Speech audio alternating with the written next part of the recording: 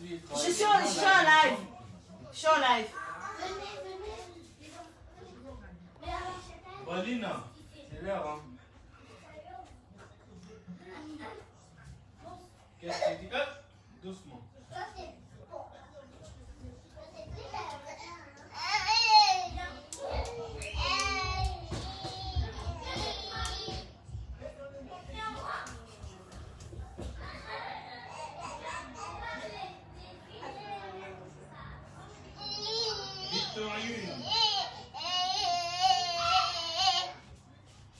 Quoi? Il y a quoi même? Je suis en train de préparer les produits. Toi, tu viens, qu'est-ce qu'il y a? T'as un problème avec moi? Pas là-bas. Ah, c'est toi qui expliques maintenant aux gens. Expliquez-les qu'on prépare les pondos moussaka.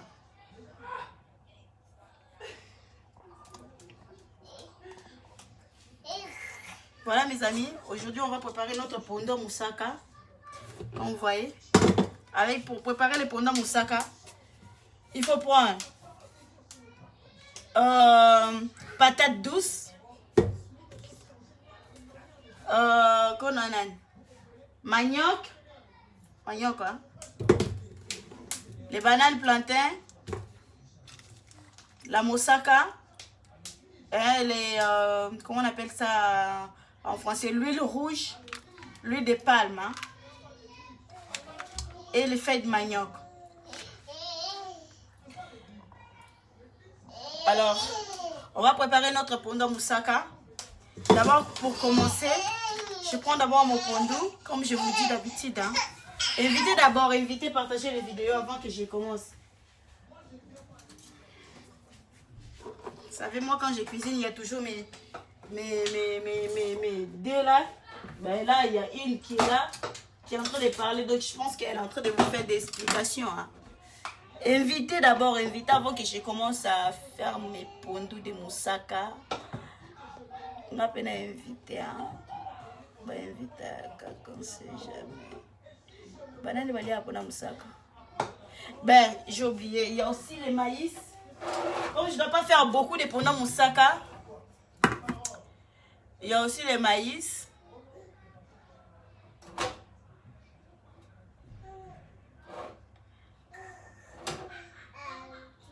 Je ne sais pas qu'est-ce qui s'est passé. Mon ordinateur, il m'a laissé. Normalement, je voulais faire live sur YouTube. Et puis, il y a mon ordinateur qui m'a laissé là.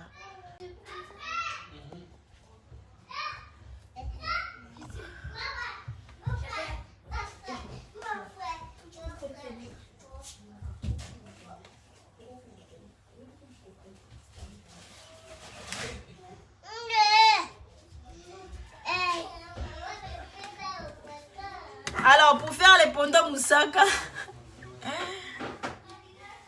là, je suis en train de faire les poissons. Ça, c'est commande de quelqu'un.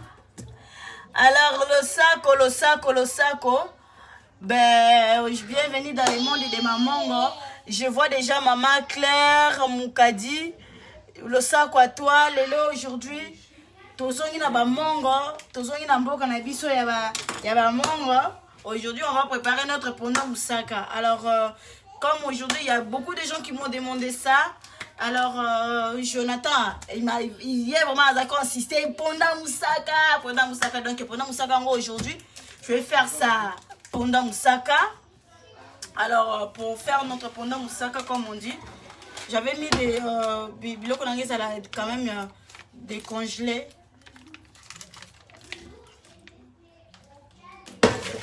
Donc, ponda moussaka nanga ngoyo. Nazui pondu.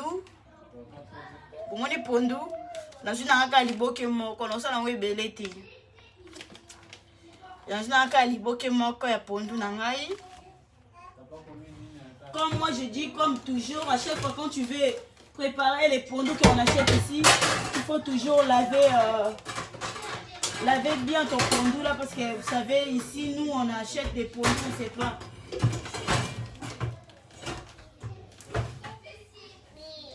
Donc, on a vu pondu dans l'angle, donc il se colle. Voilà.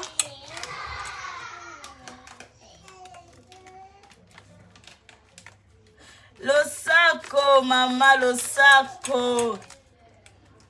Le saco. Lelo mosaka te l'autre zone n'amboka bamong. Alors là je lave. Comme je dis à l'habitude, à chaque fois quand tu veux préparer ton pondou, même si tu prépares les pondous limbono, même si tu prépares les pondous normales, il faut toujours laver seulement parce que des fois il y a des terres là,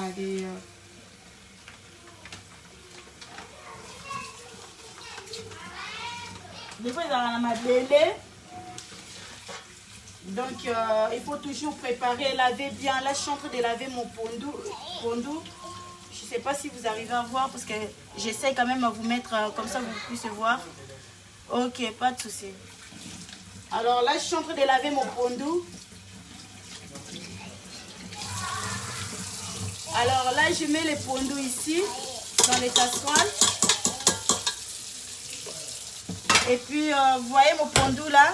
J'ai déjà préparé, j'ai déjà mis les pondous. Eh, le sac à toi, le long dans le banaki mongo, boyo kaka, le sac à toi, maman Mimicha, chemin de l'éternel. Bon, qui ça libala na yo, biso kunane makambo. Le sac à toutes les personnes. Aujourd'hui, non, on peut s'avenir le sac on a qui mongo, donc il faut comprendre. Alors pour préparer, donc j'ai préparé déjà mon pondou, j'ai mis là. Là maintenant, j'ai pris les maïs parce que nous on prépare ça avec les maïs. Alors, j'ai pris le maïs, j'enlève aussi dans une boîte. Mais là-bas, au pays, on a mboka, on a maïs à frais. Là, moi, j'ai pas de maïs frais. L'Alexia, on peut la maïs. Il faut mettre beaucoup de maïs. Hein. Moi, je mets 2 boîtes. 2 boîtes de maïs. Naliboke moko ya pondou, na 2 boîtes de maïs. Parce que moi, j'aime bien beaucoup avoir beaucoup de maïs. Vous voyez, je mets 2 boîtes. Je suis en train de faire live, s'il vous plaît. Je lave aussi le maïs que j'ai enlevé. Donc, ça sera facile à coller. Pousse-toi là-bas. Je suis en train de faire à manger. Hein. Après, je vais te donner après, madame.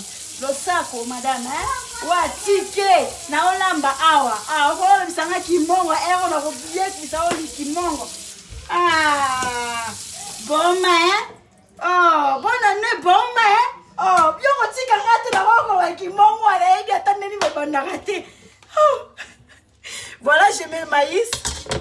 N'a 2 parce que moi j'aime bien pouvoir beaucoup de maïs. Mungala, talaka biso bangala. Voilà, maïs. J'ai mis les pondous avec maïs ici. Nous, on met aussi les bananes. Comment on appelle comment on appelle ça en français? Je viens de dire ça. Patates douces. Patates douces aussi. Il faut mettre les patates douces. Torotia makemba. Bon, moi, makemba ngoyo. Torotia pe na manioc. Alors, pour commencer, je dois d'abord laisser ça cuire. Et je dois mettre tout ça au fur et à mesure. Pendant que ça cuit, je suis en train de couper mes trucs. Là, maintenant, je dois mettre de l'eau dans notre pondou. Je dois mettre de l'eau. Je dois laisser ça cuire. Pendant que ça cuit, il faut que ça cuit bien, qu'il y ait de l'eau, ça diminue vraiment. Et puis après, je dois mettre, là, je mets mon pondou au feu. Maintenant, comme on va mettre ça aussi avec comment on appelle l'huile de palme. Pas l'huile de palme, mais mon sac, parce que l'huile de palme, l'huile de palme, donc, en français, grain de sauce serré, ce qui est serré, donc, je vais mettre ça aussi dedans. Pour ça, je dois laisser ça cuire aussi à côté déjà. Vous savez, celui-là, j'ai acheté vraiment avec bani nango ezapenda ndenge ba uta ko tout en na mumpi la penda ba tout yango na bitenda nango tout na liboka nini ngaza kan liboka na ndako ba ko tona liboka na bango. Ah, là ça la penine. Na bongisa kaka. Voilà, moi je mets comme ça. Pendant que c'est en train de cuire là-bas pondou na tika yango ebela. Et puis, on saka na ngape na ochango awa ebela ka côté pour notre chango à côté après.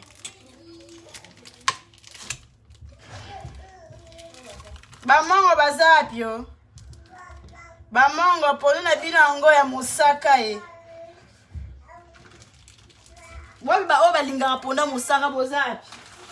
Il y a beaucoup de gens, même les parlent de bamongo, mais si je le service traiteur, ça les bisous quand même pendant Moussaka. Comment on fait les pendant Moussaka? Alors, j'avais pas eu, chaque fois, j'ai dit, ben, je vais faire. Alors, ma lille, loco, les bandits, c'est vraiment bien quand tu manges ça, quand il fait froid comme ça, tu manges ton pendant Moussaka. Et c'est vraiment bien ici, c'est bien aussi pour la femme. La femme, quand tu viens d'accoucher, là, tu manges ça, le pendant Moussaka, ça va l'embellir pendant Moussaka. Eh, bon, hein, pendant Moussaka, va l'embellir au moins, ma belle cotonda. Non, il se bino même pas. Et on a, le lot aujourd'hui, non, c'est la binango. Pendant Moussaka, la mission, on va continuer à la moto. Là, la tienne, moi, non, ma camine, on s'en va. Je vois là-bas. Là, la tienne, nanga yambila, ezotoka. Ah, la tienne, nanga yambila, Moussaka, on a mon examen, qui te font baki, ça peut prendre Moussaka, bon, rapena Moussaka, bima, et bima, pena Moussaka, et mbila, on est là, ndika.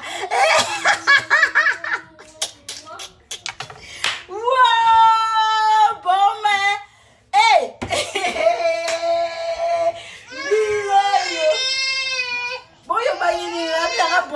Boma, yo vi kezele bi boma, yo ebi boma sezanini yo ebi boma, mwana muzombo, ebi boma te vala muzombo, musansa muzombo, yo ebi boma sezani, oh, mwana oya muzombo azolela ngapo babine eboma, boyaka bamongo bana bazombo baliyela bana bango boma te biso kotolobaka boma ya mboka na biso biso toloba boma te mpongo na mozombo alingi te yo alingi te ngata onalembelaka bango biloko na bango bazombo kuna ye asepela ngaa babiloko mboka na nga te ye bandokolela yo mwana outi wapi yo ouais, maman, on doit le babouer, hein? Maman, on le babou. Yo, moi, là, mon zomba, où tu vois, pour y aller, on va gagner du camp. Hein? Yo, le bélanganini. Hein, un mango. Yo, le bélanganini, yo, moi, là, mon zomba. Et yo, toi, pas là, touche pas. Bon, c'est écarté. Va là-bas. Voilà. Je mets 2 parce que il y a vraiment pas assez celle-là que je viens de mettre là. Je vais mettre 2. Je pensais que j'avais celle des boîtes, mais je n'ai pas celle des boîtes. Vous savez, ici, on est en Europe. C'est vraiment difficile d'avoir des... Mettez vos j'aime. Non, on a pas j'aime, on a pas carte, mettez vos j'aime. Alors, pendant que c'est en train de cuire comme ça, pour nous, on a moto. Maintenant, je dois commencer à préparer les...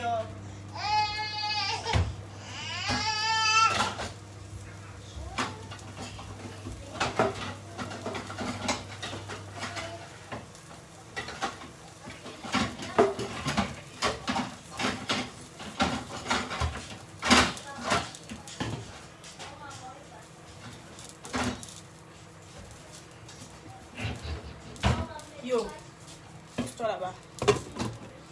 Pousse-toi là-bas, va là-bas. Yo, pousse-toi là-bas, va là-bas. Je t'ai pas appelé ici, hein. Voilà, pendant que c'est en train de cuire, mon sac à nangana pondu derrière la moto. Là, maintenant, je dois commencer à couper faire les pommes de terre. Et couper déjà les, comment on appelle? Les patates rouges.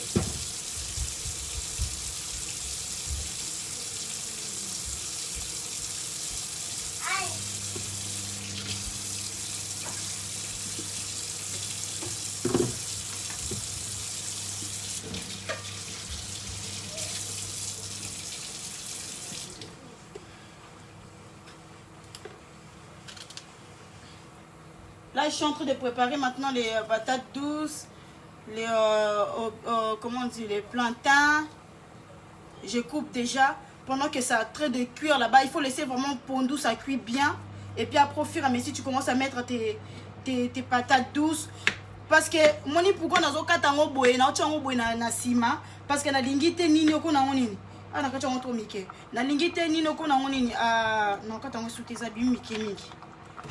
Na lingi te nini okona ngo nini po epanzana na kati ya pondu. Yango na otiango après na tika na pondu na nge ebela pene toki esili moto. Donc voilà.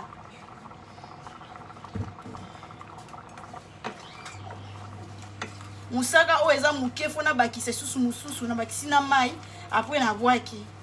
Na bwaki ba o autant ekolongwa musaka etikala mingi te. Na ponda musaka bonga foko cha musaka eza lebele.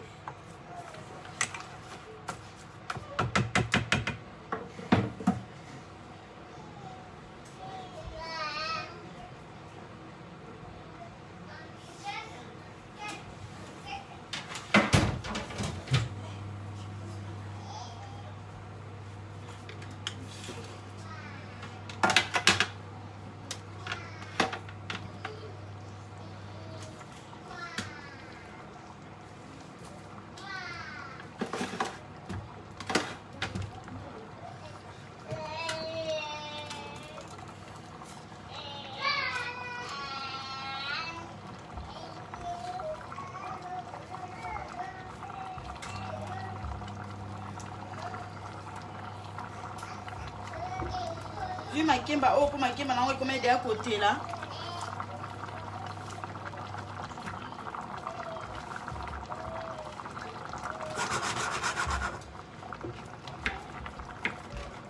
Quand il commence à faire froid comme ça, tu manges ton plantain et tu manges ton pendant moussaka, c'est vraiment bien. Là il neige dehors. Bah on va mettre la soupe. Biso soupe na biso ango pendant moussaka tozo sala biso bangala. Biso ba mango. On a moussaka na biso, yango ezaka soupe na biso.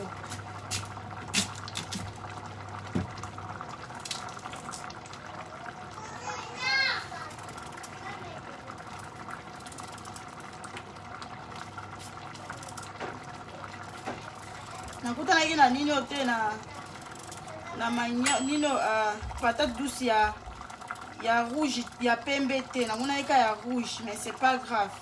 Ça fait rien. Je peux faire avec.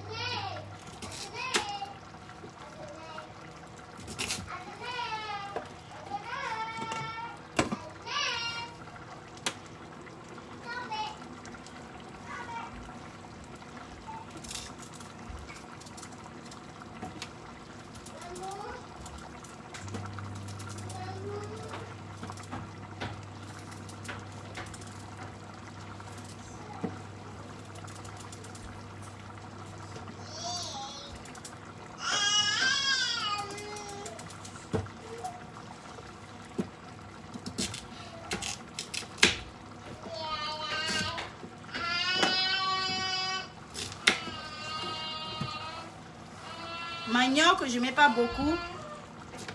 En tout cas, moi, j'aime pas beaucoup de manioc dans mon sac. En dessous, il y a beaucoup de manioc. Vraiment pas beaucoup de manioc. Je suis pas trop beaucoup. Donc, mon sac, quand tu prépares ça comme toi tu aimes. Moi, je prépare comme je dois manger ça. Donc, je ne dois pas préparer ça comme les autres ils vont manger. Mais tu peux mettre beaucoup de manioc, tu peux mettre beaucoup de choses, mais pas trop beaucoup parce que tant que belle la panzanaka et ça la bien té. Là là c'est la pondu langue toka mwandambu et toka vraiment après on a bois qui bilo comme tout na 4. Après je mets toutes les choses dedans pour que pondu na biso musaka et kota de bilo qu'on a 4 na tuka ngo cheko toka ti mai ko kauka.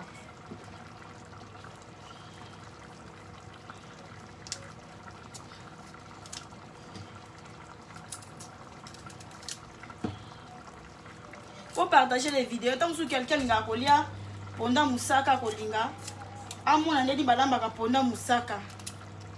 Tant que allé en Okala, à Ebideni balamba en Ote, tant que allé chez quelqu'un, il sait pas comment on prépare ça. Dis-le, Cindy, le service traiteur est en train de préparer ça. Comme ça, va y koya bata, l'année balamba pendant Moussaka, tant que super koko ça l'envoyer mon konanda. Moutonyo surtout à koya, n'a pas sûr qu'à l'osako et. Lelo eza biloka bangala et Mali les a libana makasi neige kwei. Il neige tellement fort. Alors chez les Suisses et il prend la soupe des courges chez bangala bango balia raponda mosaka mais bango les na moto et kuna neige ezala raté. Mais ba ida rolamba raponda mosaka. Mais ba tena la kisaka ba. Na je pense que tamba mindelo bayaka bavandaka na bambanda ka kuna bango tozako la kisaka bango. Balia la soupe aussi comme on peut bien biso to na soupe na biso bangala ezaka ponda musaka et celui-là j'ai manioko na okata ngo vraiment te kati parce que epanzanaka et j'aime pas quand les panzanaka j'aime pas trop. Je rajoute encore un petit peu.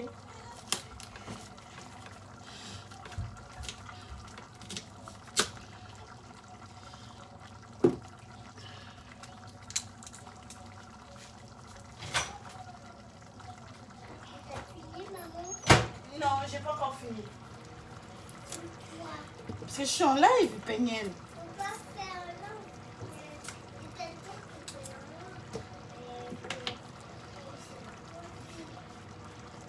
Mais laisse-moi faire live. Je suis en train de montrer les gens comment on fait les ponda moussaka. Toi, tu manges ça, non? T'aimes bien manger ponda moussaka, non? Alors, les autres, ils ne savent pas comment. Il y a certaines personnes qui ne savent pas comment on prépare ça. Alors, je suis en train de montrer à les gens.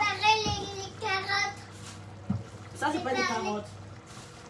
Ça, c'est les patates douces. Mais elle est un peu jaune. Je ne sais pas pourquoi il est jaune. C'est les bananes. Oui, les bananes plantains. C'est quoi? C'est des bananes, ça. Ouais, c'est les bananes. Vous partagez ma vidéo. Comme si vous avez dit que vous avez moussaka. Amona. Ndeni basala kam. Là maintenant, mon ponda moussaka nanga. Eza na moto oyo. Na tika ngo toka mwandambo encore comme ça. Attends. Pondu pe ozo toka. Attends na balusa bino caméra botala. Pondu ndenge nini ezali na moto. Pondu na ngo ezo toka malé. Là maintenant na tie nini awa. Ni oku ndangana sala beignet na bi ah. Là ça a beignet na ça na ponda moussaka parce que on me demande tellement ça. À chaque fois j'ai pas le temps. Comme je vous ai dit, je dois rajouter parce que moussaka bonga ils a quand même ébélé. Moussaka oyo ezaneti moussaka yo moko tuti yango kaka. Et puis après sikoyo ozotokisa ngo po opasa ngo na mai et puis opasa ngo na nini na passoire. Donc on a na passoire na ça me va très bien. J'aime bien comme ça, c'est naturel. Ça se voit que c'est ça bio. Au mona. Et au mona na que ça bio vraiment. Donc j'aime bien et ça déjà na bani nango. Ba biloko nango ndenge zalaka. Au mona. Et ça même na nzika nango. Noyau ya muta mwana nanu noyau ya mbila te, noyau ya mbila ngo yo na mona noyau te ta noyau yeyo babenga ka nzika.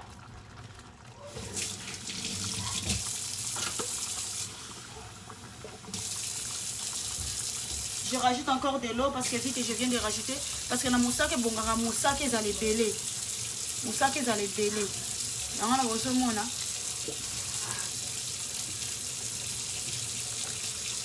Après je vais passer ça, je rajoute encore de l'eau. Je vais passer ça, je vais laisser ça cuire quand même comme ça. Je vais passer ça. C'est vraiment facile à faire pendant Moussaka. Botamaka mungalo omono koyeba kopota ko lamba kopota Moussaka. Ah, faut naïe que ça. Ma fille aînée, viens. Yo, Mouzombo, viens faire le Moussaka. Pour moi, derrière moi, Mouzombo, ça est Moussaka.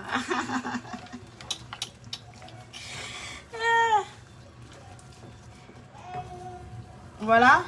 Là, je dois laisser ça cuire comme ça. J'ai rajouté. Parce que moi, je pensais que j'avais, comment on appelle? J'avais l'autre, comment on appelle les... celles des boîtes. Mais celles des boîtes, je n'ai pas. Quand j'avais jeté celui-là, qui était beaucoup. Donc, du coup...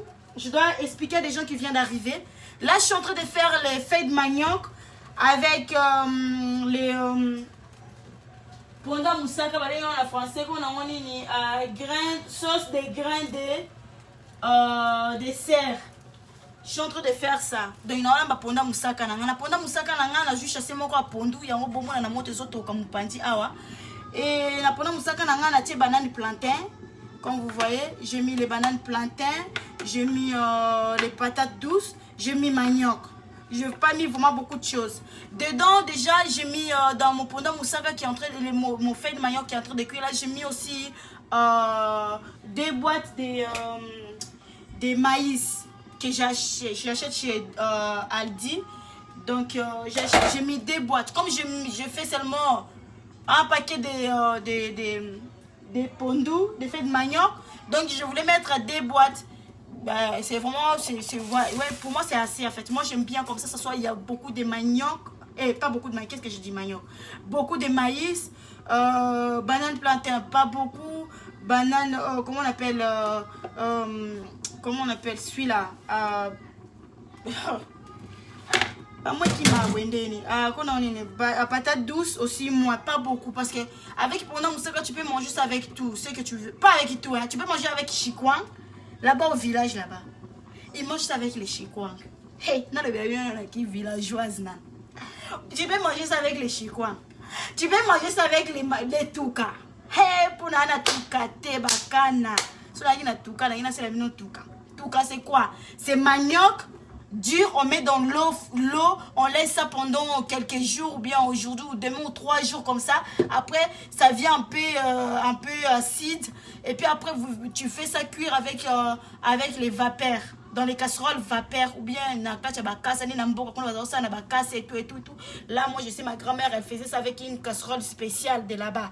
Donc, on va en tout cas. Tu as mis des feuilles de bananiers en bas et puis tu as mis ton touka là, les maniocs là que tu avais mis dans l'eau pendant 3 jours là qui est venu un peu acide et puis tu mets ça au feu pendant que ça cuit jusqu'à ça vient vraiment bien. Mais tu cuis ça, il faut vraiment que ça cuit dans les vapeurs, pas dans l'eau comme ça. Si tu mets dans l'eau comme ça, tout cas là ça va commencer et comme egolemba yango bonga wala on a vapeur le kozo tokisa makemba le kozo tokisa manioc. Donc voilà, après quand tu finis tu prépares ça, tu mets ça à côté. Après tu fais ton moussaka, ton pona moussaka là ils mangent ça comme ça.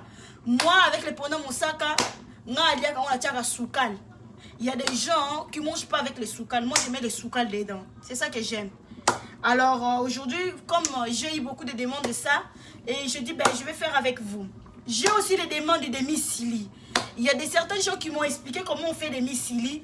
Il y a comme mon frère Patrick qui m'a expliqué, il m'a dit, ouais, quand tu sais, si tu veux faire la misili, lui, il est des batambo konini bandundu.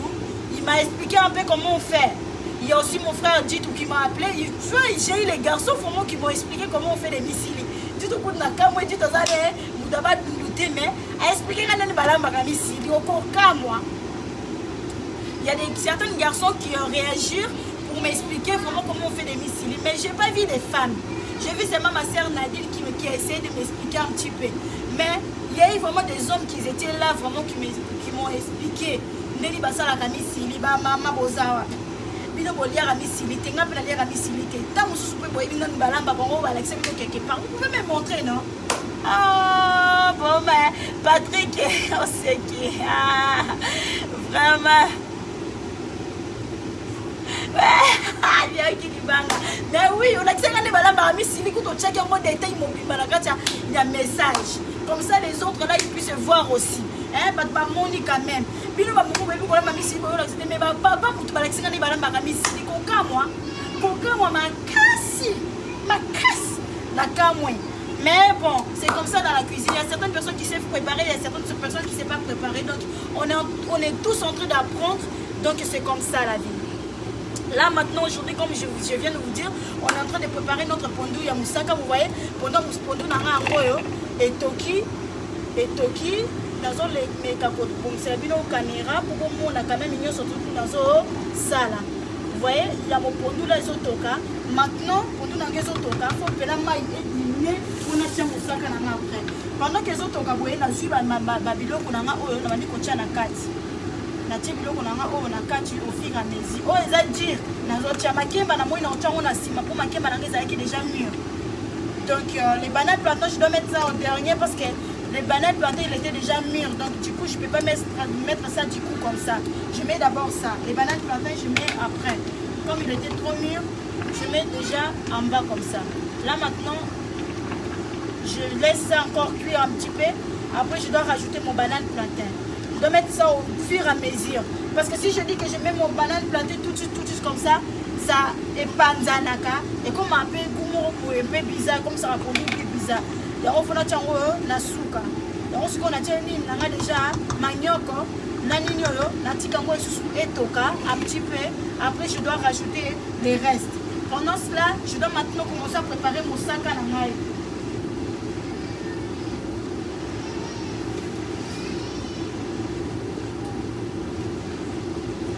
Il y avait quelqu'un aussi qui m'avait appelé, il m'a dit ouais, tu vas préparer prochainement à ça la pose à mon angandeli na lambaka na monini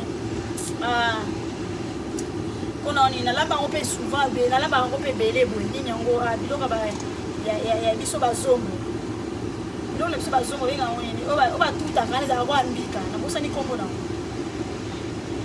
posa ni kombo na onini biloko na biso ya bazombo to liaka wana je suis partout, hein. Moi je suis partout, hein. Moi je suis Mouzombo, je suis Mungala, je suis partout. Je suis partout. Alors maintenant je dois commencer à préparer mon sac à la main déjà.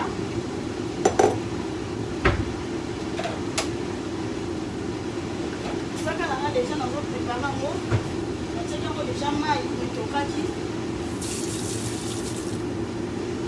Yango etokaki mosaka nanga nayebi te soki ozomona na essayer quand même kokolakisa bino au fur et à mesure.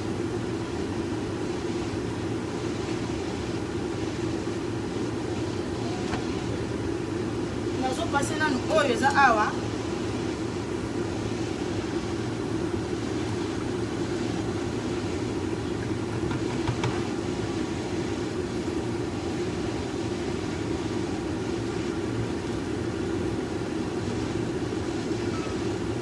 bakilanga mokolo kolamba mpona mosaka boya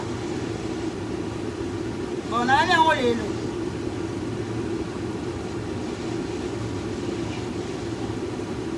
apasi yango na boye nano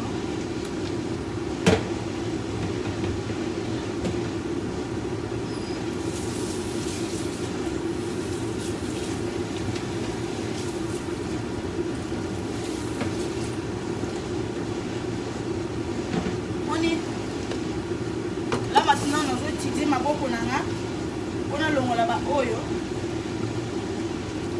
kaka ndenge na mboka basala ngako nakenda mboka te me nayebi ndenge basalaka na mboka bomona makambo nakenda na mboka te nayebi village na biso te me nayebi babiloko ya village na biso tout ça j'ai appris baapprendaka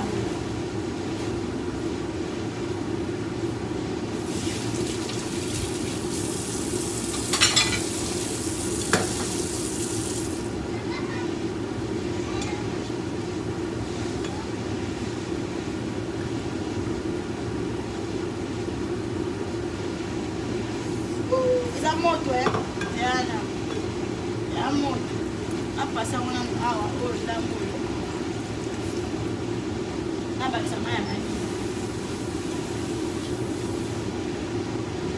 Voilà.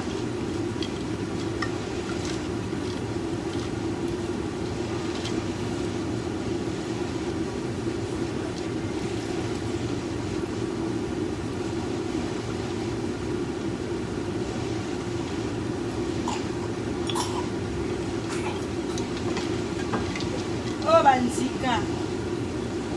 Embile. Namona mbila kala.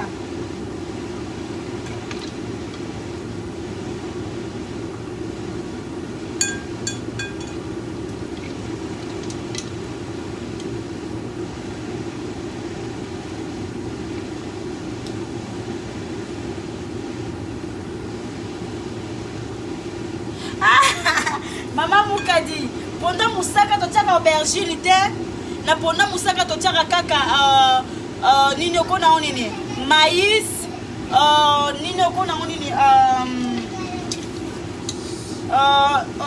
manioc, patate douce na nini na makemba, banane plantain. Na ponda musaka batiaka nini ote. Matake lo wote oui wangila mutazaki oluka mutu moka tunaki ngabi nanga aza posa lamba la mona ngande na lamba ka wangila mais na lembi la lamba ki déjà la lamba déjà wangila mais aza na posa mona na tina ke kutukele kotala ba vidéo nanga musu déjà na sala abi nanga non Cynthia j'ai vraiment envie vraiment de voir comment toi tu fais le sala ba sentiment tenga di oya ko pesa ngasu musala ngai ko na ili na yekola ngala hape ko yekola mais bon on a bien wangila te j'ai appris donc on a participé donc on a ça qui est là nous prenons la prête donc on ça la wangila ensemble. Là j'ai enlevé tous les trucs, ça m'est resté seulement les noyaux des trucs là, donc voilà, là je dois jeter, on n'a pas besoin et elle est dangereux pour la panne. Là j'ai mis seulement les produits qui sont en train de cuire, vous voyez. Maman nous pendant musaka basara bataka aubergine te bataka biloko wana te wana pour nous normal des on lamba fucha ba pondo ucha ba aubergine ucha ba biloko wana mais pendant musaka ça la oka na maïs na nino comment on appelle les attends, je vais passer ça ici, comme ça vous voyez bien les produits pour la caméra. La map est adéquate. Voilà, j'essaie de mettre ça ici, comme ça pour mon amour bien. Voilà. On a moussaka basala ngoka kanani na comment on appelle les maïs, banane plantain, patate douce et na manioc. Donc eza biloko moko spécial ya mboka ya bangala ya bamongo. Ebi bamongo ne balambaka biloko na bango. Donc nakotika ngo pondu na nga etoka tima ekokauka. Là maintenant je la connais un petit peu ça cuit et puis après je dois rajouter les bananes plantées parce que je ne veux pas que mon banane planté parce que déjà il était déjà mûr. Donc les bananes plantées sont déjà mûr. Donc nous avons besoin de panzani langa awa. Yangwana bomoni ke na tena banane planté. Maman Mukadi pour autant va commentaire, na essayer quand même pour répondre à maman Mukadi lobi mais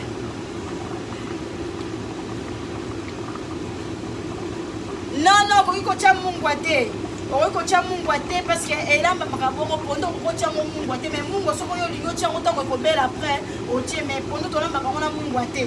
Et ça vraiment bien pourquoi parce que même les gens qui sont diabète balinga ngo mingi bato baliaka mingi sukali te. Oko balinga ngo mingi bato balinga kolia mingi mungwa te balinga ngo mingi pourquoi parce que ça vraiment on a beaucoup de protéines dedans. T'imagines, tu mets les pondous déjà ça a la protéine, au tien maïs encore, au tien nanini, on a banane plantain, au tien manioc, au tien patate douce, au bas qui c'est encore les graines, comment on appelle, la sauce des sauce à moussaka, au bas qui c'est encore, donc ils ont beaucoup de protéines. donc biso to ça ngo tuta ngo mungwa te to lamba ngo kaka boy yo moko na se soko lingo bakisa mungwa na se yo muto koyeba me nga pesa conseil mutacha mungwa te nga lia nga mona sukali no ya to ko kitana se awa na chango sukali tango ko melango surtout pour la moi ça tu ko bota la femme qui vient d'accoucher tu le fais ça au tieli yango tieli sauce comment tu la sali ba mai ba ni les ebele ba mosaka ezebele moi ça tu ko bota soko zui au saleli yango pendant mosaka o meli na pesa ka 2 semaines ma azomela ngo kaka bano sala ka azomela mabele yaka vraiment vandi penja mwana azomela ko mwana santé ta mwana donc on a dit c'est pampé so mwana cuisse de poulet bibi mwana pourquoi parce que pondeuse arabien surtout pour la base parce que on pona biso ba wale basu ba uti ko bota sika ezara pondu ba wale baba su ba uti ko bota sika ba maman ba uti ko bota sika wana ba benga ko ba wale mona wale so ka bango ba bangala mingi ba ka wale lo sako wale za mo so uti ko bota sika za na ndako so ba so sukolena ma ya moto ba zo bete ba ya moto et puis zo lia ponda mosaka tango zo lia ponda mosaka ezoto ni sarabe e santé zo ya e kwe chopi ka mama bomba kaka boy bangala ba mwana soko bali mungalo komona maka makambo na yo kaka boy bangala balela kolamba bangala bangwana na poisson bangwana bakende kuna na ponda mosaka bazoga boy mulituma bomba kaka boy bangala mama mutbasinga bisinta yo mungala ndeli ola mala baba chopi na gauche na droite tu to mona sikola mabilonga biso bangala te na yo kola bangala boy po anini ngala iko mongala na iko na bangala bakabiloko eso tout est bonga za service traiteur ala bakabiloko nyonso ala bangala biloko bangala te yo kozongisa kanga na village boma eza nini yango tikanga na bakaba chopi wana yango ne moto zo sala service traiteur après bilanga le roi c'est quand moi il faut c'est quand vous en a joie. Moi je suis une femme de joie donc il y a la communauté joie dans la communauté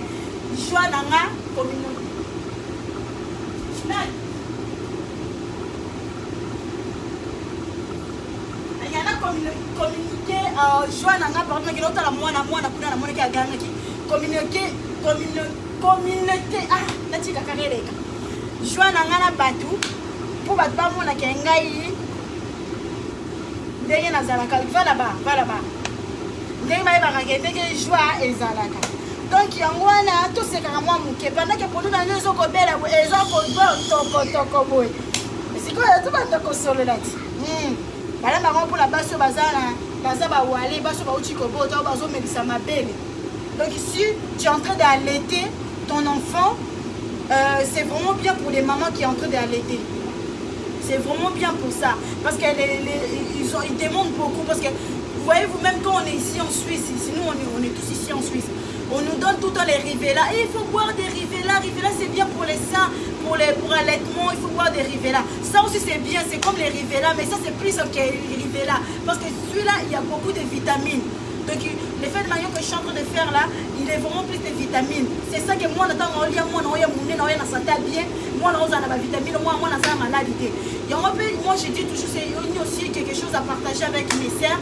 Dans le moment où l'été, vous avez vraiment tendance à commencer à faire un bidon ma belle. Vous avez commencé à faire ma belle. Ma belle est bien sûre. Ce qu'on me dit moi la belle, ma belle est en ango. Les causes en déni, ce qu'on soit soin. Aujourd'hui kaka et là on se prend bien là que ça va maman va sur l'été années. Et là que ça a ma belle monsieur sont bien aujourd'hui na kaka nino qui ça makasité. Ngapi na uchi ko découvrir ngo. Eza na mukanga nini vaseline. Aux autres aussi tu commences à ma belle aux autres mettre mon ma belle aux autres pas kola aux autres ça la massage na ma belle et autres ça ma belle moi pour hésiter à mais ça moi non ma belle bato ba melisa bana te wana bino mtoza shona bino mais bato ba melisa bana pas franchement ils aura bien bana ba toujours la bonne santé bana ba na problème de santé te ya wala monaka biso to ba melisa biso ma belle biso ba mama poto ce qu'on te commande pour la remettre bana ma belle comme problème voilà c'est un peu l'explication si Dieu le service santé est en train de vous donner pour nous dans banda qui est là pour ma fonti ka pour nous maye quitter là maintenant on va pour rajouter ma kimba na ngai c'est qu'on a ma kimba na ngai siko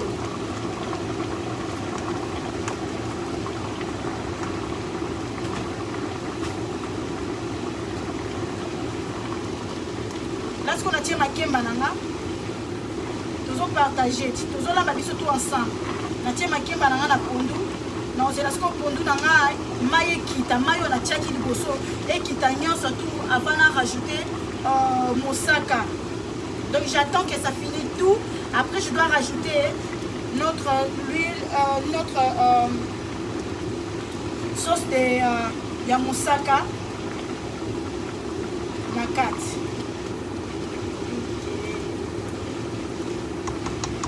La live, je voulais faire live sur YouTube, mais j'ai eu problème avec mon ordinateur. Je sais pas qu'est-ce qui est passé. L'ordinateur n'a du coup nouveauté modèle iPod en machin, ordinateur et ça dans les vues.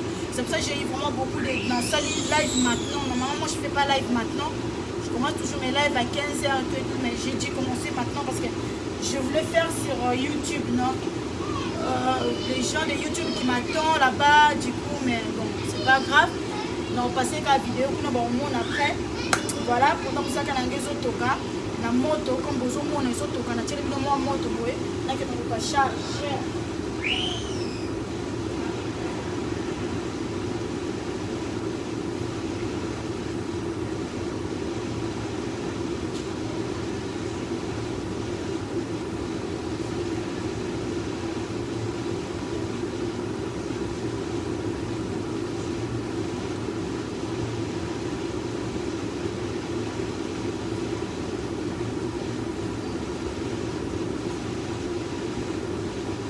Voilà. Je vais mettre le chicha. Bon, katawa, on est là.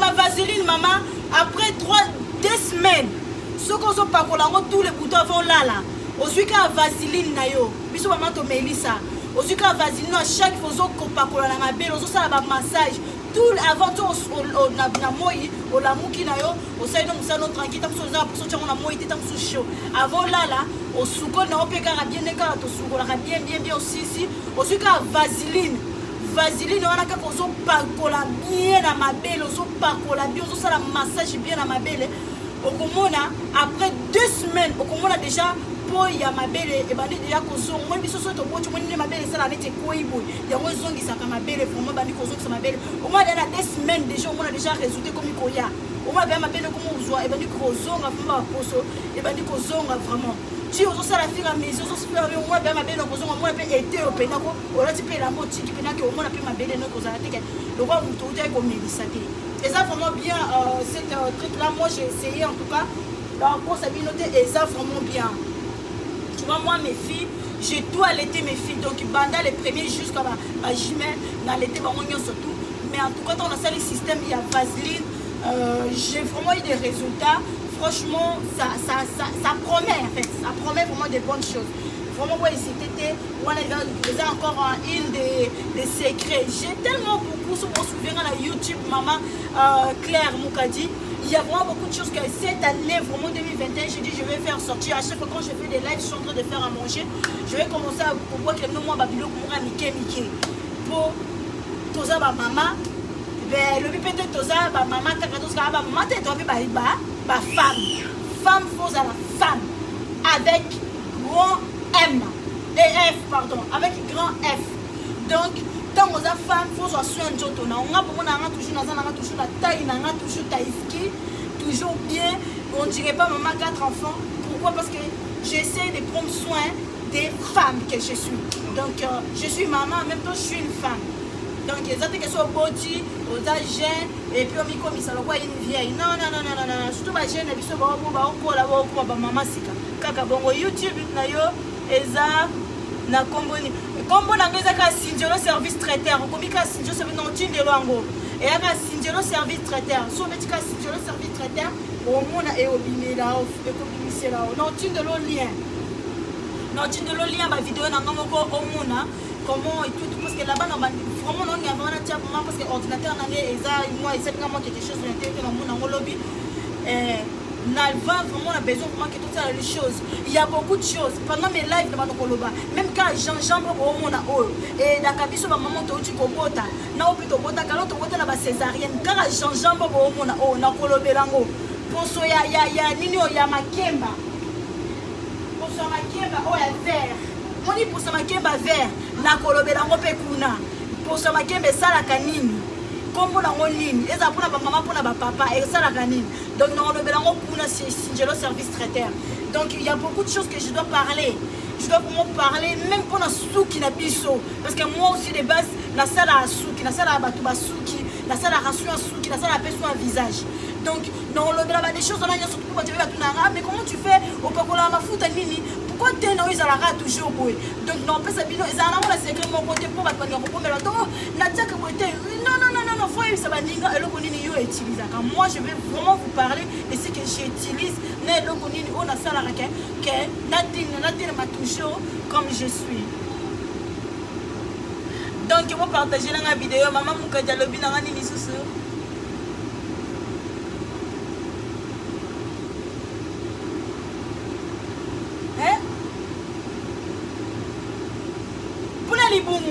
mais pour les libumu pour kolongola bani ba pour libumu elongwa ekita na lobaki on a live moko uta ekoleka pour les libumu na lobaki on bien ba kike faut toujours otsokoso tambola okangaka libumu na yo oui na otinde lango pour les libumu ce que uti kobota les libumu evimba kabiso munene wana même okangili libumu na ebi yango même okangili libumu na singa ndenge nini libumu etika la toujours temps moi là pour lancer un live il y a un bloc en lien vraiment il y a 10 mois mais si tu me vois tout le monde sur les moments où tu kobota bah là 10 mois et les gens ils croient pas bah on dit maté la bota qui joue toujours comme pourquoi parce que je dis faire le travail dans les années quand tu marches na pesa qui ont déjà dans qui on a live où tu es live si tu marches faut qu'un okangi penza libumu na yo neti moni to moko soko mona nyo ko tsali libumu okangi libumu zo marcher okangi libumu yango edaka mingi au fur et à mesure zo kanga libumu ko mona résultat na yo dans 3 ou 2 semaines comme ça ko mona plein résultat ba nyo ya plein libumu no kita soko mona ko za moko pa ko kanga libumu mingi te sala ke fort ata 5 minutes otamboli mukino ko zo mai okangi ata na ndako onyo ko zo mai bokangi libumu 5 minutes oke ozui mai po zo ita ovanda ofungoli libumu donc na lobaki on a vidéo na kolobela ngo lisusu donc dès li pesa la kabiso ba noir ba li ko maka noir et puis ba njoute bimaka là aussi je vais parler on les a na vidéo musu na kolobela pe et là na kata vidéo na kolobela ba makeba tout dès li ba njoute ngana boti na bimisi 4 bana na libumu mais na ba njoute te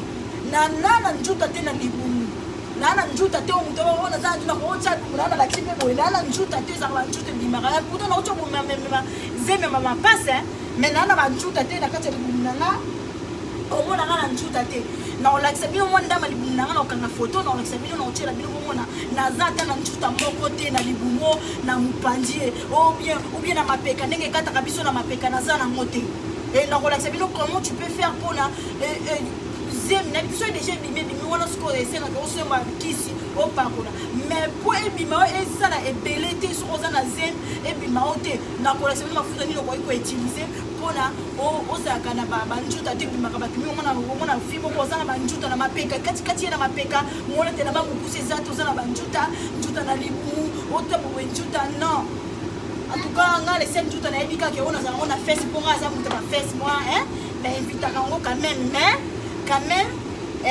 côté ma fesse carré côté partie moi on a raté partie intime mais quand même na libumu dans mon ventre j'ai pas de végétir je n'ai pas pourquoi parce que na salle est fort ça aussi on va parler de ça je sais que pendant que pour nous monsieur Zokotoka tozo essayer ko ba moi ba assist mike ko la saka baninga omoni là pour nous dans ma ekiti vraiment moi penza et bandi ko kita penza na ni mai tout ici là parce que nous avons besoin mai pour ça quand on pour remplacer mai donc comme vous voyez là ça quand on pour remplacer mai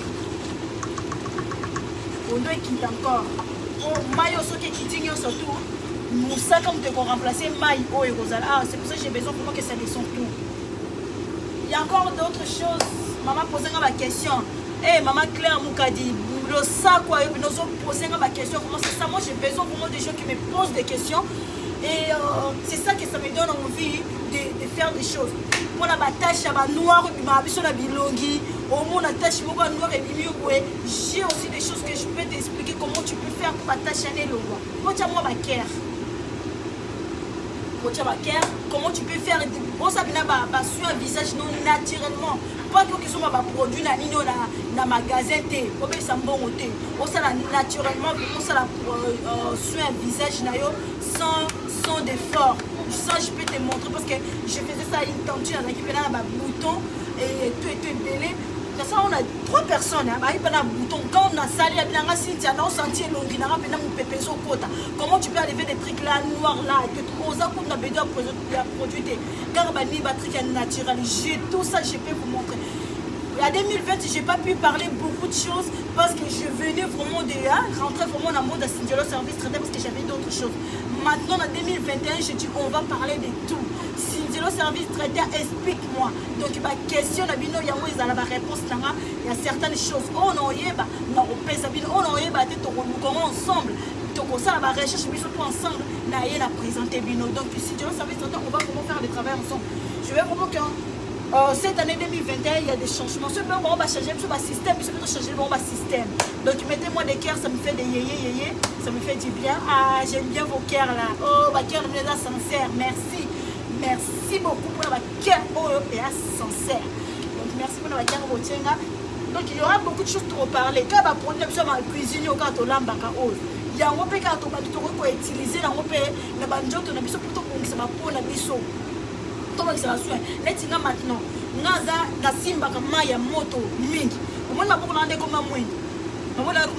mais j'ai eu quelque chose qu'on m'a montré que je vais partager avec vous. Comment tu peux ça la pour utiliser pour ma boque la biso oh n'est-ce comme un mouille de et zonga maman quand même natin. Naza mutape me mettre ma boque la rendre koto ya anenga et comme un mouille de ma boque la rendre mutaka tanga quoi so ini mais ok c'est ça justement la touche à mingi mais moto on a cuisiner à mingi mais moto on a travail tout ça et tout il y a honte salibo. Donc je vais vous montrer comment tu peux faire pour enlever ça. Il y a beaucoup de choses. Il y a beaucoup de choses qu'on va parler et tout. On va parler même pour les cheveux. Pour nos cheveux, comment tu peux prendre soin des cheveux. Des fois, tu vas dans la soupe et belé. Ah, tu sais quoi faire avec ces cheveux. Comment soupe qui nous a bête à quand tu peux frapper bateau. Bon, moi, si tu as micro servi traité, on a bien la perruque, la perruque.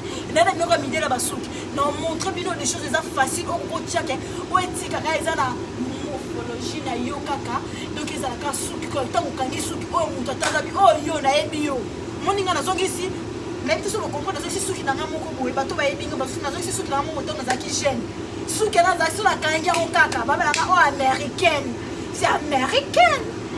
Poupée barbie. Mais aujourd'hui, nous avons ici ceux qui ont des temps que maman 4 bana, 4 nana. Donc nous avons ici ceux qui ont si tu as ici ceux qui ont donc nous avons un style mais étant que maman, tu vois, ça me va bien. Tu vois, il y a un bon moment où on a changé mon basuki pour nous la coiffeuse aussi la coiffeur mais basuki bien la tsaka basili comme il faut la tsaka bien batu basili la moko moko ba mindele balingakana mais tu vois c'est toute l'identité beauté mais au fur et à mesure comme on est là tous abisso la biso ba maman ba papa ba ça na kati to la c'est vraiment biloko na ba papa donc être sur la c'est le service traité bino kaka ba j'aime na bino ba cœur na bino ba commentaire na bino nga pe pousser nga na bimisa on a ça encore dans le ventre ils ala bongo bino pesi mo la pesi bino to pesani et ça biso ba yé biso yo surtout ba cœur et mati merci oh merci voilà notre pondou ba cœur les hommes matae na lela bongo ko tanga ba cœur bongo tanga ba cœur plus tu as cœur, plus tu as j'aime, plus ça me donne envie d'aller encore plus, de vous montrer certaines choses. Plus moi, dans l'examen de cette chose, tu vas dire que moi, je vais dans l'école babina. Quand l'école babina, moi, je vais on ne sait pas. Vous allez la yaya, vous allez la leki, vous allez la maman. Peut-être un conseil dans le cas où tu as moi quelque chose à bien au yoki pour le bien. Ah, cette fille, alors, elle n'a pas quitté ça là, ma bon, toi, apprendre à toujours bon. Oh, moi, dans un moment, je vais expliquer bisonni. Non.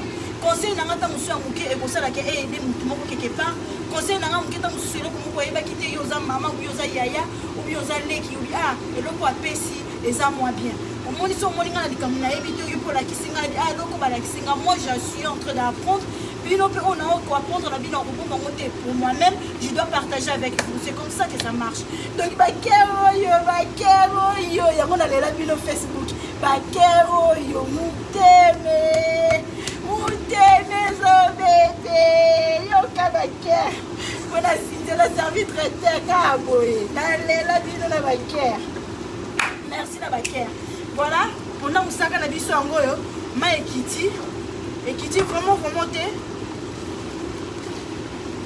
ouais, ma etika esu mingi te là maintenant je dois rajouter na kotia mosaka na nga na kati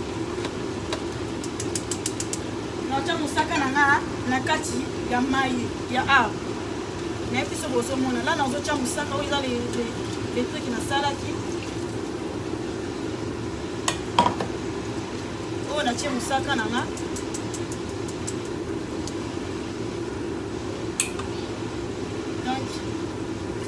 c'est ça napona mosaka ebongaka mosaka ezala ebele oyo deya napasaki yango bomoni na tiango directement ebongaka mosaka ezala ebele pourquoi parce que mwasi auti kobota la femme qui vient d'accoucher ntango azomela soupe oyo yango moto esalaka etondisa mabele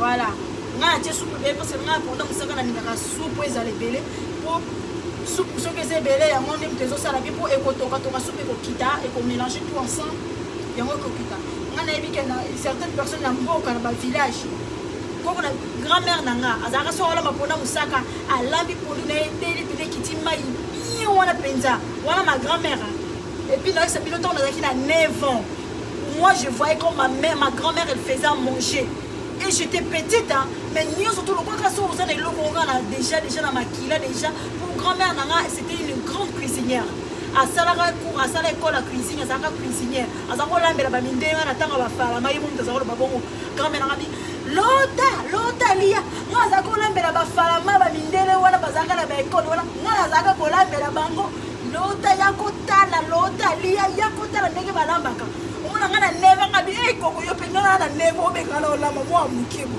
mais ezalaki eloko ezalaki mwa oda ozopréparé nga ntonga nde na fitire sinjelo servi traiteur azalaki quelque part donc ayebaka nzambe ayebaka kaka grand-mère nanga préparé nga voilà après je suis venue ma mère commence à me préparer à faire à manger donc dans notre famille vraiment tout le monde sait faire à manger voilà ma grand-mère nangaki na expliquer ma grand-mère azalaki ndenge atokisi pondu na ye ya mosaka pondu kani tosala nasali bongo na kati atiki yango etoki mai pende ekiti mosaka na deja alambaki ya pembeni atiki mosaka na etoki omona aotya kaka mosaka na ye boye atiki yango etoki kaka moke alongoli me ngai lelo nakotika na kolongola te pourquoi parce que bamosaka na biso baoyo tosombaka awa na Europe eza ndenge moko te na mosaka eutaka na oyo ya bio euti na nzeta mbila bakati directement te c'est pas la même chose donc moi je vais laisser quand même ça cuire je dois laisser quand même mosaka nanga mais la petite feu je dois laisser avec petite feu que ça cuit doucement comme ça mosaka nanga ezobela siko mosaka oyo mwasi auti kobota okotiela ye boye soki ebeli bien otieli ya ye boye mwana bol zanga lakisa bino bol nini okoservi mwasi auti kobota bakana na ngai bawale na ngai alakisa bino soki otolia mponda mosaka yala lakisa wana mama biso so egali so mponda mosaka akoto biso tala ntongo monene grave bon ngai aza na bol yango te mama biso moto azanga na bol yango ngai na biso ata mosusu sana boye nakotiela bino yango nakopresente bino yango après sana boye ya monene nango lisusu ya monene pene tondi bazwi sana boye atieli bino obo tala supu sikoyo lie osilisa mama misusu auti obota koyeba na ete mpo kovimba na ndenge moko ma mère auti obota akende kapa na ye soni mpena ozala vrai wale ekende pa mama biso na ma ya moto na pondo mosaka première betelino lisolo bakana première fois nauti kobota nauti kobota mwana nga liboso wale nakepa mama biso basala nga wale nayebaka ma ya moto te ndenge ezalaka bon nga mpe nabi bon nakosinye kaka ma ya moto mpe nabimi na hôpital qu'on a beau qui na césarienne, moi est-ce qu'on va faire ça même moto tout césarienne quitter. Maman ça bizarre là. Bah tu ne même non papa biso pas content, papa biso comme tout là. Si quoi, il y a un moyen moi dans mon petit Cynthia quand na papa il pose au côté maman moto wende. Ba moto ba zela maman doit zela dans ça. Na pas dans zela. Pour ta césarienne et kauki. Ah mamma mia. Et comme si on tourne, on va mettre un moto. Maman, tu continues dans cette bébé bien. Maman, tu as dit bon, même, tu as fou, tu as sous comme maman. Comment tu as posé à ma caméra? Tu as dit bon, maman, même tu as fou, tu as sous comme maman. Ah, mais là, on monte, maman, tu es banni comme ça. Ça devait me communiquer à la moto. Hé, à Jacques Calais, j'ai dit, vous savez, tu as bas. Là, ça vient de la sautant. Moi, ça a été la césarienne, la combien ma casse, la sauté. La kimi, yo comment on se qui m'a dit, regardez. Yo, maman, même moi, tu as bon, quand tu es bon, maman. Même moi, tu as bon, ni nous, ça dit là, ni qu'on gagne. Habita, parce que tu dois expliquer à n'enga malem. Habita, là où aller. Même moi, tu es, d'accord. Ce que tu es, même moi, tu es, où aller. Au cause d'un problème. Faut que tu aies moto. Faut mettre ta moto. On a besoin de moto, on a cassé bon. Tu te négocies, habite bon, on a doucement. Tu vas dire doucement, tu dégages la message à la moto. Tu peux dans le ta deuxième mois, on a mort, on a peut-être une moto. Ah, ma moto, ça va bien pour la biso, bah, sortir au bota. Cause on a tendance à dire que aux autres kiss, là, bah, mais oui, kiss, on va faire ça, ça va bien. Et qui t'a remarqué là, mais ma moto, il y a moins zongi saka. Opposition, pour nga ton hôtel comme autant moi, n'a mi balé, la moto qui est normale, la moto qui est césarienne. Pour être bossé, la moto c'est avec un criminel. Il y a mi balé, la moto qui est normale. Ma moto est d'accord. Oui, bien la botti, le lobby, le tout, tout ça, ma camouille surtout. Donc ma moto, bah, kana na ngai. Eh, bah, maman, bah, tu comprends, tu peux pas non, le botti, non, tu peux pas comprendre. Ma moto est nécessaire.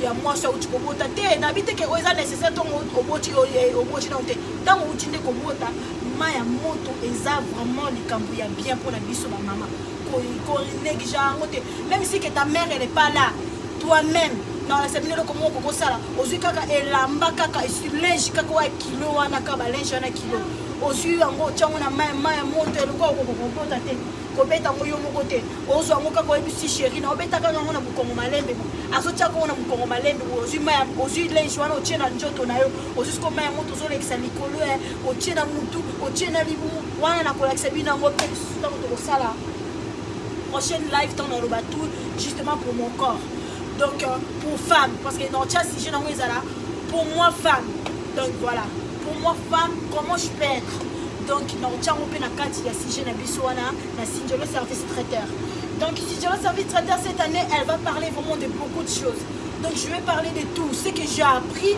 ce que vous avez bien pour nanga na ce que vous avez bien été pour nanga donc c'est une expérience où on a joué l'expérience on a joué j'ai eu vraiment beaucoup de choses donc nous avons vraiment besoin de tout solo là ensemble parce que Coco ma maman a expérience Coco ma femme que je suis aujourd'hui c'est une expérience parce qu'avant j'étais pas ça la jeune fille la wana kobala tout ça tout et tout voilà tant qu'on continue ce qu'on a monde dans ils ont d'autres choses alors ils est bien ils à ma bête pour participer toko solo là ensemble biso na bino tala kaka voilà pour tout na ngoyo ezoto kamalele ba wale na ngai na ekika pour la semaine ba la bakaponda musaka pona basio bazana o ba uti kobota na ocho to bota te na biso pe malile za biso libanda makasi ya neige kweleli biso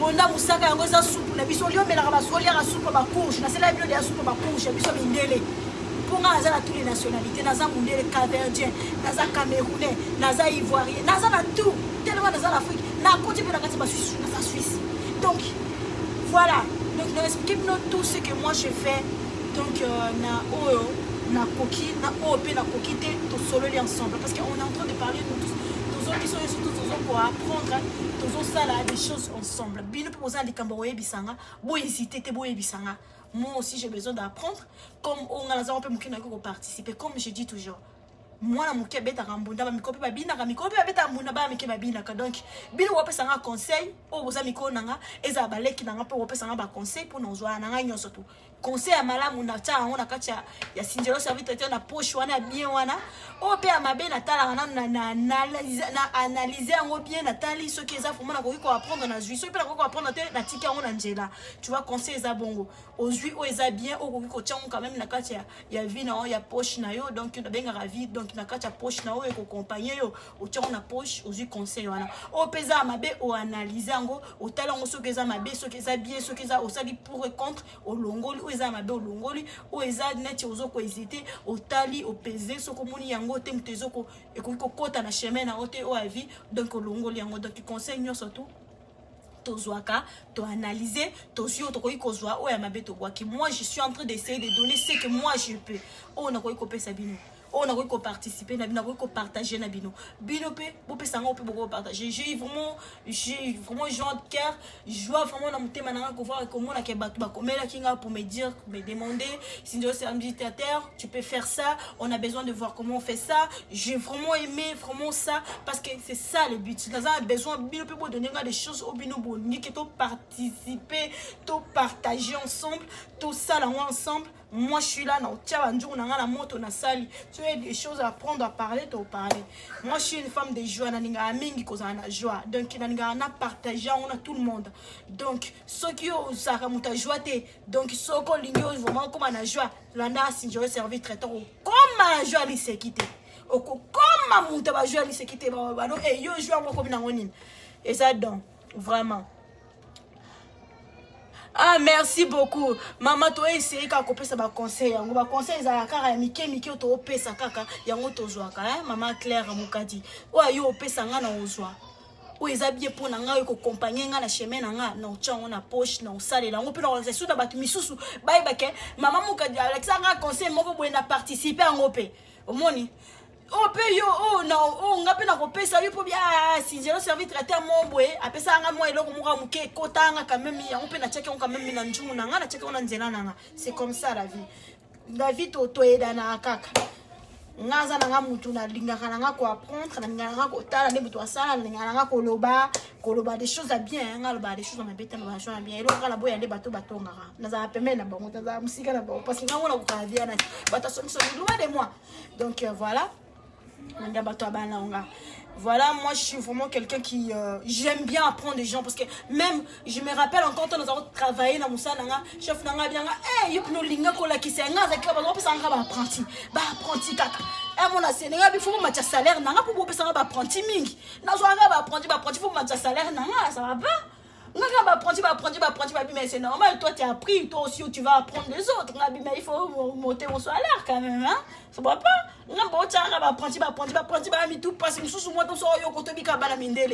Apprendre quelque chose, il y a un master, comment apprendre. Voilà, n'importe quoi, voilà. Mais c'est ça, en fait, et là on a quoi apprendre, on a quoi apprendre des choses. Oh ngana zana ngo ya muke na zana ngo na apprendre mutu ke eloko boy to skoko sala ngo boy parce que na ngara kana biso e gagner équipe qui gagne ya ngo équipe qui fort bato ba se soutenir ba simba wa simbi boko ya ngo ba équipe ba gagnaka wa za ka zana likamuna zo bomba égoïste wana azamu wana mabe soko mi moi lela ndako ngo partager te bana da ko gangela pratique caractère ana moi na foka bwana ngaba zo beta ngali somo boy na betela bino ba bitano za ki moi muke ba répéter la maison répéter ngali sur la mi Cynthia yo okaba okuma pena ko kabe belé mais to ngozaki moi mkiza ko kola oza okaba te omuna ozwa mikate yana dina ibili solo no loba ozwa mikate no muna o kate la Cynthia kate la le kino mikate o kitongo mike mama biso betela ngali sur la obina kwai na ko sekinga bi mais je me rappelle même pas de ça abi ozaki moi muke role ko partager des meilleurs c'est une femme de grand cœur okaba mais tant ozaki moi mkiza okaba te ngabi tam c'est ça bon tant moi mkiza okaba te tant okolo ko mokaba donc ba tant mais kate la mulinga mikate babi no kata miki on a piscine qui n'a puis nazo lela mais aujourd'hui de manière à quelque chose dans paix ça ça dépend laquelle so bi si service na ina olia pa na on paix ça na no yo olia na oboete voilà il n'est pas dans moi miki voilà c'est kaka na cuisine ezali oyo histoire partager pour to c'est kaka to solo là. Ngai, quant à moi, je vous laisse. Comme d'habitude, je vous love. Pendant Moussaka Nangezo Bela Malembe, nous avons la bino photo comme nous avons l'habitude sur story nanga ya YouTube. Bon mona suite ya pondu nanga Moussaka na serva ki yango pendenge bela ki ndenge pe batu balia ki ndenge pe batu basepela ki. Voilà. Bakana nanga ilo sako. Yabido ango lo sako bakana nanga nyonso lo sako mama Claire Mukadi lo sako ayo ok ndaka na chikio chikala ka boloti bato yoso tu balanda kinga tango bokomona video yo botali bosisi pe botikala ka boloti ne baloba ba mongo nga komi ko essayer ko yekola munoko mboka talaka na 33 ans na komi ko yekola munoko mboka na nga banaka na yekola te kana 33 ans na komi ko yekola ndena za kutufuta benga wale na nga Véronique faut la kisanga kimongo parce que nga penza nazo kokoloba kimongo te faut lo balanga lo kisanga nini baloba ka mo ba monga ki ba mo ko mi ya kimongo parce que ça va pas na tiki bino lo sako ya botika la boloti ciao je vous love.